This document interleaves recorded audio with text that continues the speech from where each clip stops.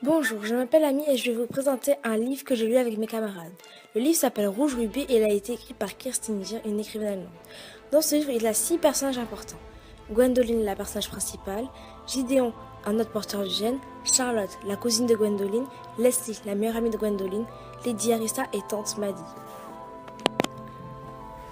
Le livre Rubis Rouge parle d'une famille pas comme les autres, car dans cette famille, l'enfant qui sera né le 7 octobre héritera du gène du voyage dans le temps.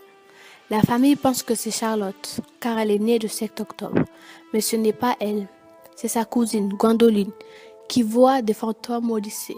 Elle en avait parlé à sa mère et à sa meilleure amie, jusqu'au jour où elle fait un saut dans le temps, puis un autre et encore un autre. Elle décide d'en parler à sa mère, qui lui explique toute la vérité, c'est-à-dire qu'elle est née le 7 octobre, mais sa mère a falsifié son acte de naissance de peur qu'elle fugue comme sa cousine, Lucie, pour la préserver. Sa mère l'amène dans la loge Saint-Germain car elle est la dernière voyageuse, le Rubis Rouge.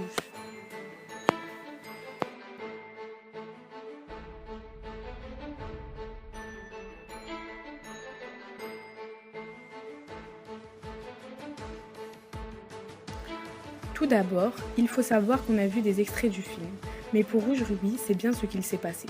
On a donc commencé ce livre en connaissant l'histoire et en ayant déjà un visuel des personnages. Personnellement, j'avais beaucoup aimé le film, donc j'espérais aimer l'écriture de l'auteur. Et ce fut le cas. Je suis plus que ravie de ma lecture. Et ce fut aussi le cas de mes camarades.